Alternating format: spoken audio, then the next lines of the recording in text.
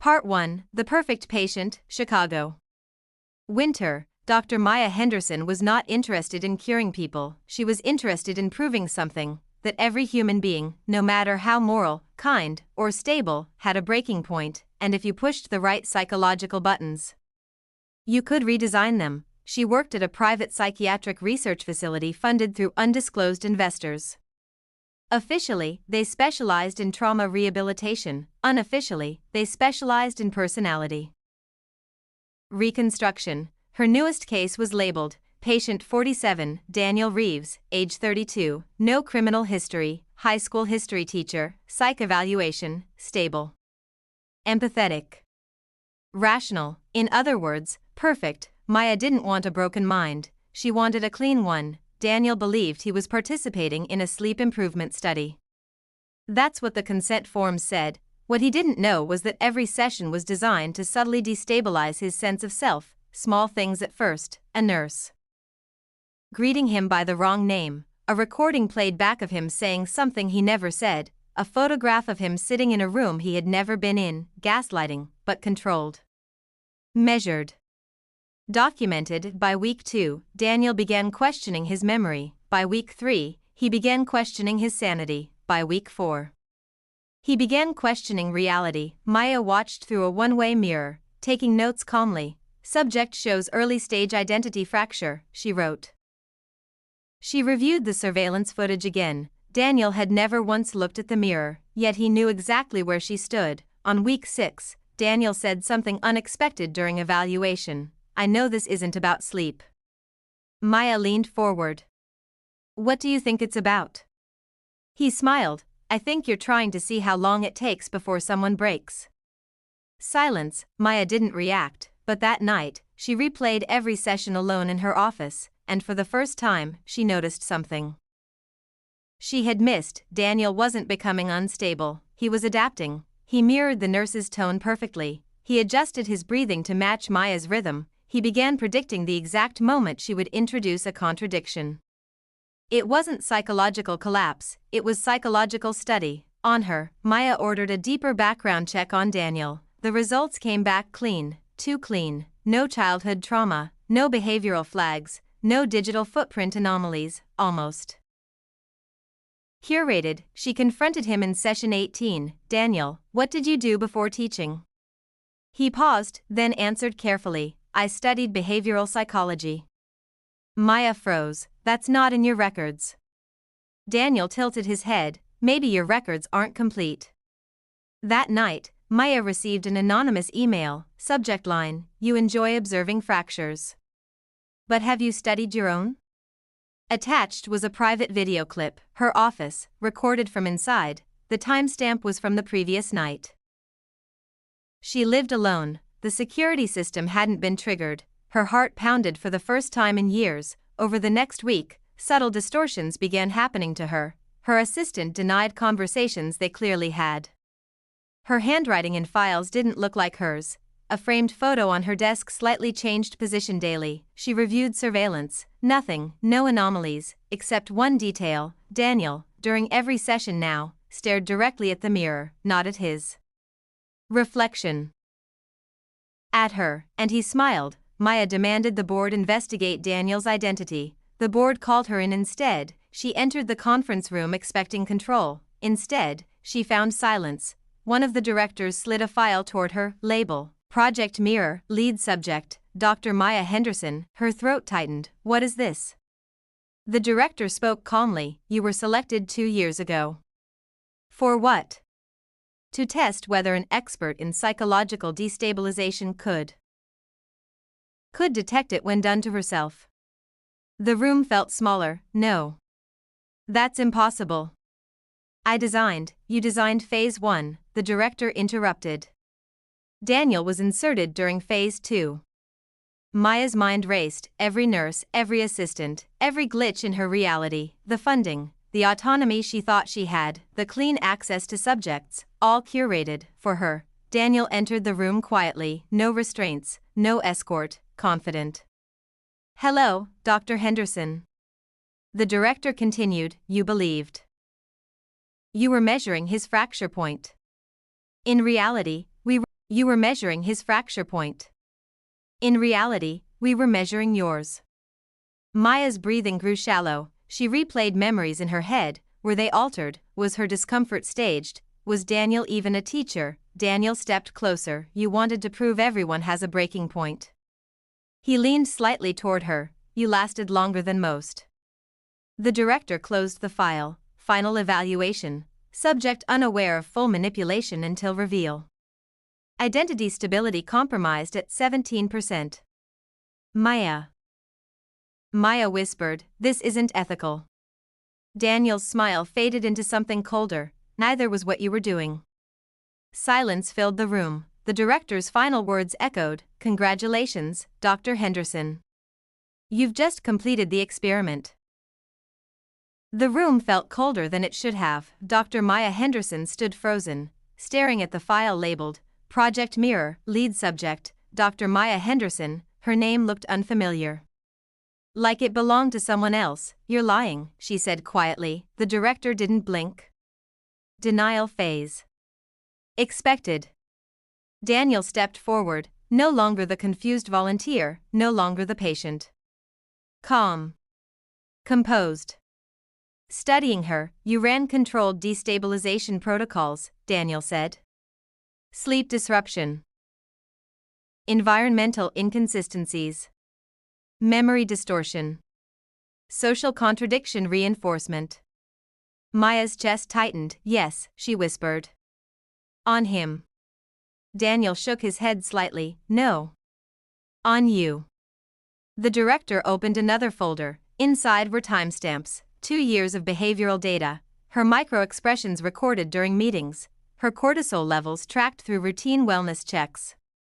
Her decision-making patterns measured during funding proposals, even her pen-tapping frequency logged. "You were selected because you believe you're immune," the director said. Narcissistic resilience bias. Classic in high-control personality types. Maya tried to remember the last time something in her life felt spontaneous. A vacation she took last year. Was it her idea, or suggested, her assistant encouraging her to rest? Was that concern, or scheduling? Daniel placed a tablet in front of her.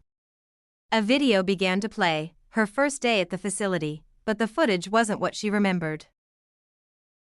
In the video, she was the one being interviewed, not interviewing. A voice off camera asked, "Why do you believe people can be broken?" And she answered, "Because I've studied how easily perception can be altered." The video paused. She didn't remember saying that. Her stomach dropped. The director spoke softly, "You were never hired to conduct the experiment. You were hired because of who you are." Maya's thoughts fractured. If this is true, why let me think I was in control? Daniel answered. This time, because power amplifies ego. And ego blinds faster than fear. Over the next week, Maya wasn't fired, she wasn't restrained, she wasn't isolated. That would have confirmed the manipulation. Instead, everything continued normally, which was worse. Her office was smaller. Yes, but officially it was organizational restructuring. Her assistant was reassigned, but budget optimization. Her authority reduced, but efficiency realignment. Every explanation logical. Reasonable, unarguable. Gaslighting only works when it sounds rational. She began noticing something terrifying. Her memories had gaps, tiny ones. She would start writing an email and realize she didn't remember opening her laptop. She would drive home and not recall the last 3 traffic lights. She began recording herself at night. The first recording was normal. The second night, also normal. The third night, at 3:12 a.m., the camera showed her sitting upright in bed, eyes open. Unblinking. Staring directly into the lens, for exactly 4 minutes, then lying back down. In the morning, she had no memory of it. Her pulse trembled. She brought the footage to the director. He watched calmly. "Stress response," he said. "Sleep fragmentation." Daniel stood behind him silently, watching her, not the screen, her. One evening, Maya stayed late. She accessed the central server. If she was truly the subject, there had to be archived psychological reports. She found them, file after file. Subject MH01, psychological profile, high need for dominance. elevated cognitive empathy, reduced emotional empathy, prone to detachment under moral conflict, break threshold, delayed but catastrophic. She scrolled further. Phase 3 objective, induce existential destabilization without direct confrontation, allow subject to question authenticity of memory and identity, observe self-disintegration. Her breathing became uneven. Then she found the final note, projected outcome. Subject likely to self-correct by constructing alternative reality narrative to preserve ego integrity. She whispered, no, that's exactly what she had been doing. Convincing herself it was a misunderstanding, a conspiracy, a power struggle. Her mind wasn't breaking loudly, it was protecting itself, and that protection was the final stage. Daniel's voice came from behind her, you found it. She turned slowly, why me? She asked. Daniel's face wasn't cruel, it was clinical, because you once wrote a paper arguing that empathy is a learned behavior, not an inherent one. She remembered that paper. She had concluded that morality was programmable. Daniel continued, the board wanted to test that theory. Her throat felt dry. You're not a teacher, are you? He shook his head, behavioral architect. Silence, then he added. Months passed. Maya still worked at the facility, but something had shifted. She no longer tried to prove she was sane. She stopped reviewing footage, stopped checking mirrors, stopped questioning inconsistencies, because she realized something worse. If everything was manipulated, then resistance was part of the design, so she did the only thing left. She complied, perfectly. She followed schedules, smiled appropriately, accepted explanations without argument. Her psychological reports improving. Stress markers stabilized, the board concluded, subject adapted successfully. Identity stabilized under imposed framework. Daniel reviewed the final evaluation alone. He frowned slightly. Too stable, he muttered. He requested one last observation. Hidden cameras activated in her apartment again, at 3:12 a.m. Maya sat upright in bed, but this time, she smiled, and she spoke clearly into the darkness. I know you're watching. Daniel leaned closer to the monitor. Maya continued. You wanted to see if empathy can be programmed. She tilted her head slightly. It can.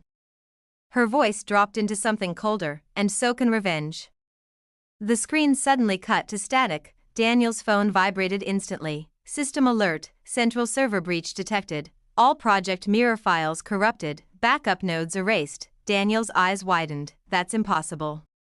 Another alert, external data release scheduled, 8 a.m. Attached was a draft press package, complete documentation of illegal human experimentation, signed anonymously, but the metadata, created from Daniel's credentials, framed. His breathing quickened. He ran to the server room. Access denied, security override, director override. But when he reached the executive floor, the director's office was empty, files gone, hard drives removed, Project Mirror funding accounts dissolved overnight. Daniel checked his email. One unread message, from unknown subject, break threshold achieved, inside. 1 line. You measured my fracture point, you never measured my patience. Daniel felt the floor shift beneath him, because the final psychological note had been correct. Her break wasn't loud, it was catastrophic, not toward herself, toward the system. Police sirens echoed faintly in the distance, whistleblower alerts spreading. Investors pulling out, news outlets picking up the leak. Daniel looked back at the surveillance monitor. Maya was no longer in her bed, the apartment was empty. Camera still recording, no exit footage, no door activity, just absence, and on the bedside wall, written in black marker, every observer forgets one thing. Below it, subjects learn. The screen flickered one last time, and in the reflection of the dark monitor, for a split second, Daniel thought he saw himself, sitting on the other side of the glass.